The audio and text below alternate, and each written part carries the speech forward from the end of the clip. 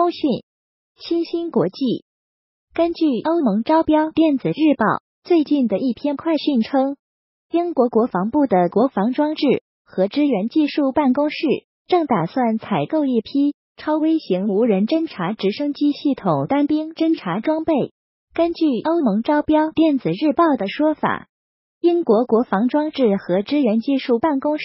DES 计划采购30架 FLI2 公司的黑蜂单兵侦察系统一种超微型无人直升机。DES 称，通过此次购买，将能够大幅提升英国陆军单兵作战能力。首批合同的总金额为130万英镑。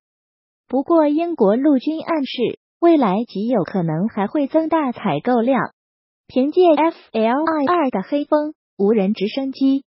即便是非侦察专业士兵，也将具备强大的单兵侦察能力，及时隐蔽的战场态势感知能力。从这个角度上来说，黑蜂无人直升机系统整合的 EO 和 I2 技术，可谓是改变了战场的游戏规则。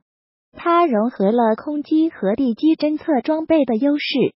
可谓兼具了媲美大型无人飞行器的环境感知能力和地面无人车的威胁识别能力。超微型，几乎没有任何噪音，且能够实现25分钟的长时间续航。可以翻入士兵口袋的黑蜂无人直升机将能够把战场上拍摄的影像实时的传递回士兵的手持装置中。根据 FLI2 公司的介绍，黑蜂无人直升机为现代化士兵提供了一种易于携带的、真正口袋大小的战场单兵侦测先决方案。无论是在白天还是黑夜，黑蜂都能随时随地放飞，并及时启动隐蔽态势感知任务。借此，